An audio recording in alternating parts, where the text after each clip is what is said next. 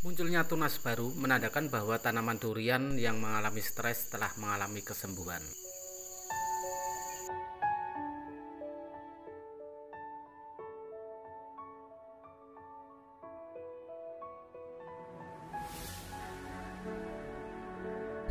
Assalamualaikum warahmatullahi wabarakatuh. Selamat pagi teman-teman.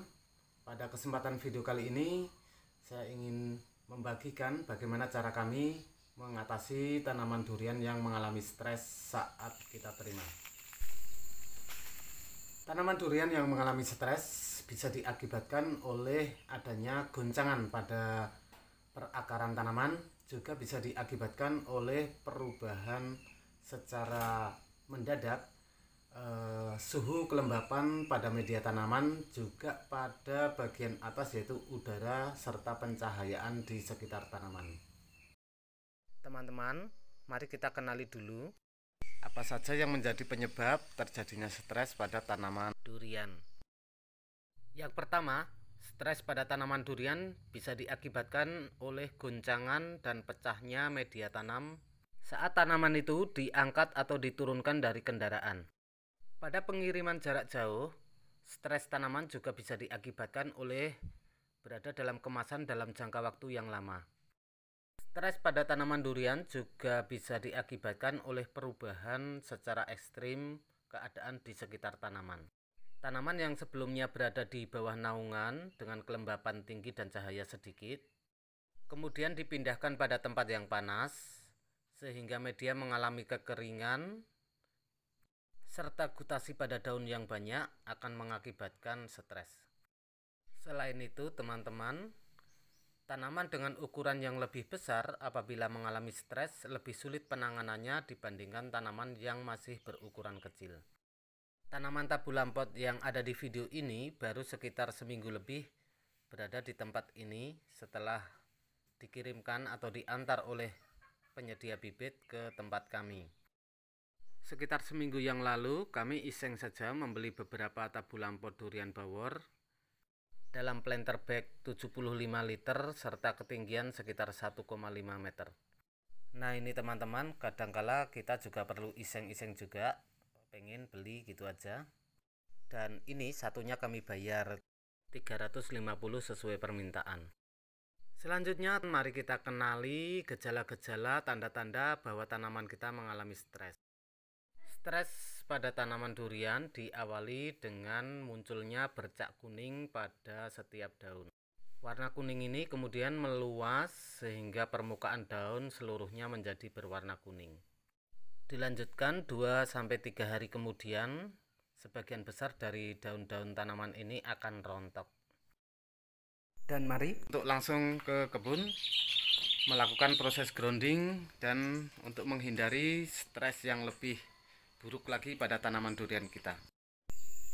Selain yang kami tempatkan di halaman, tanaman yang langsung kami letakkan di kebun juga mengalami stres.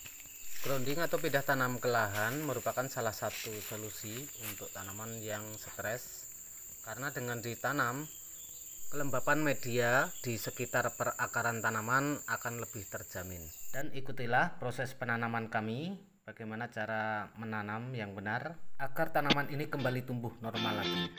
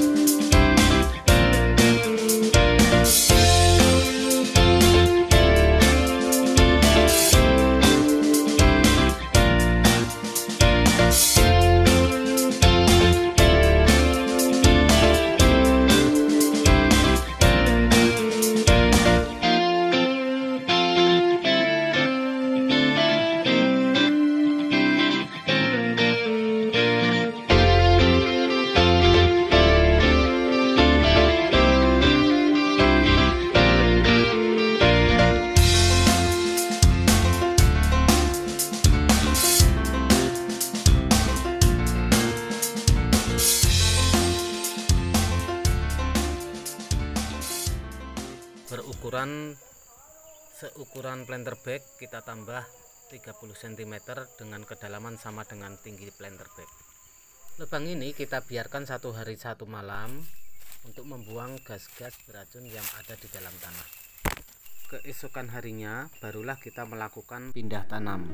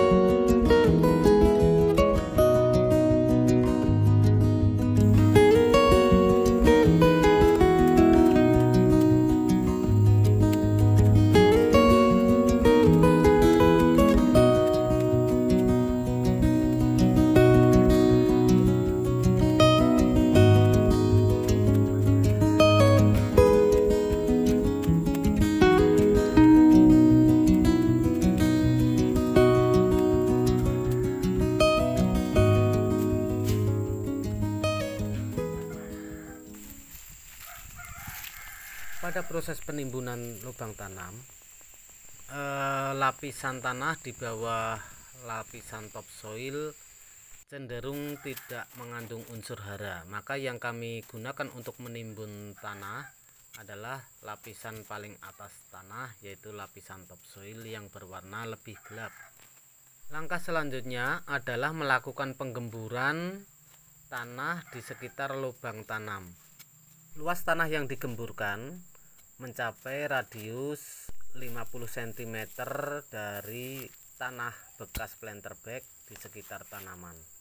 Dengan demikian diharapkan gas-gas yang belum atau tidak pernah terganti di dalam tanah di bawah topsoil akan menguap ke atas sehingga tanah akan menjadi lebih sehat lagi bagi tanaman. Untuk mendapatkan tanah gembur yang lebih dalam, kami melakukannya dengan menggunakan garpu dan linggis.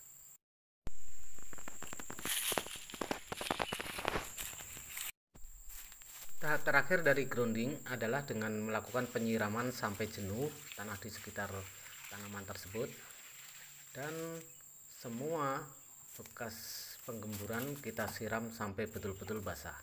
Penyiraman ini dilakukan setiap hari teman-teman untuk menjamin kondisi akar agar bekerja normal kembali. Teman-teman, setelah kita melakukan grounding dalam beberapa hari, mungkin stres ini akan menghebat berlanjut dengan kerontokan secara menyeluruh. Di sini yang perlu kita lakukan adalah tetap mengontrol bagaimana agar tanaman ini jangan sampai terguncang lagi, dan kelembapan tanah kita jaga sestabil mungkin. Di sini yang perlu kita kontrol adalah dengan memperhatikan ujung-ujung tanaman bagaimana perkembangannya. Meskipun daun itu rontok semua, namun apabila batang muda pada tanaman ini masih berwarna hijau dan segar, kita tidak perlu khawatir, perlakuan tetap kita lanjutkan. Dan apabila kita berhasil menjaga kelembapan tanah, maka nanti akan terbentuk daun-daun muda yang baru. dan insya Allah tanaman ini akan kembali menghijau. Namun ada yang tidak boleh terlewatkan sama sekali teman-teman, yaitu penyiraman secara terus-menerus untuk menjaga kelembapan tanah. Apabila teman-teman lupa melakukan penyiraman pada sore hari, tetap lakukan penyiraman meskipun itu dilakukan pada malam harinya. Penyiraman pada hari berikutnya setelah penyiraman pertama saat grounding dilakukan tidak mesti harus sebanyak penyiraman pertama, namun kita pastikan bahwa media tanam terutama pada wilayah yang kita gemburkan tetap dalam kondisi basah. Dan alhamdulillah setelah beberapa hari kemudian tanaman akan terubus kembali. Demikianlah video kali ini teman-teman. Terima kasih telah menonton video ini. Berikan komentar dan kritik serta sarannya. Wassalamualaikum warahmatullahi wabarakatuh.